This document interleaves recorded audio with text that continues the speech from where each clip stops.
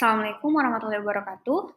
Perkenalkan, nama saya Adinda Destri Mujisa Putri, CPNS BP2JK, Papua dengan nomor urut 03. Pada hari ini saya akan mempresentasikan tantangan penerapan manajemen dan Smart ASN di lingkungan kerja saya.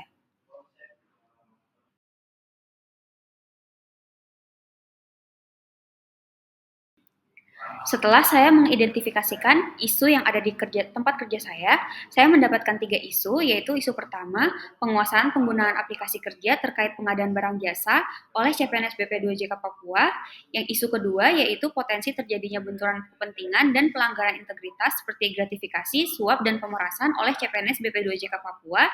Serta isu ketiga, yaitu belum adanya digitalisasi pada berita acara tim pelaksana BP2JK Papua. Untuk isu yang pertama, yaitu sebagian CPNS BP2JK Papua belum menguasai penggunaan aplikasi pengadaan barang jasa yang merupakan sistem utama dalam proses pengadaan di lingkungan Kementerian Pekerjaan Umum. Data dan faktanya adalah hasil pengamatan internal menunjukkan lebih dari 50% CPNS baru belum pernah menggunakan aplikasi tersebut sebelum memasuki BP2JK. Dampak dari isu tersebut adalah ketidaksiapan CPNS ketika menjalankan tugas nantinya. Untuk isu kedua, yaitu terdapat risiko benturan kepentingan dalam proses kerja yang mengarah pada gratifikasi, suap, atau pemerasan oleh CPNS BP2JK Papua.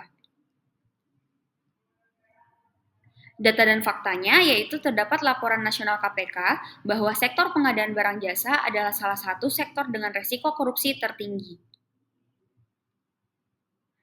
Dampak dari isu tersebut adalah turunnya kepercayaan publik terhadap ASN dan potensi sanksi hukum dan administrasi. Dan isu ketiga atau yang terakhir adalah berita acara review dokumen pemilihan tim pelaksana masih dilakukan secara manual mengandalkan dokumen fisik.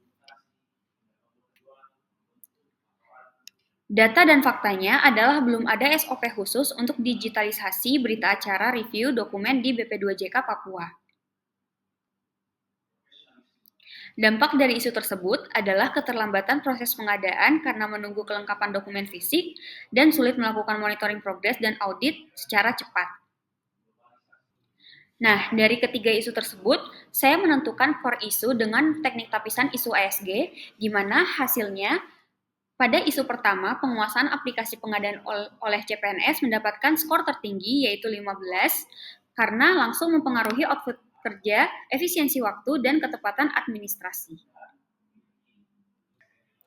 Nah, dari core isu tersebut, saya melakukan analisa menggunakan metode SWOT dan mendapatkan hasil yaitu untuk strength atau kekuatan dari isu tersebut adalah infrastruktur IT di kantor sudah tersedia seperti komputer dan jaringan internet, ada pegawai senior yang berpengalaman sebagai mentor, dan dukungan kebijakan digitalisasi dari Kementerian PU.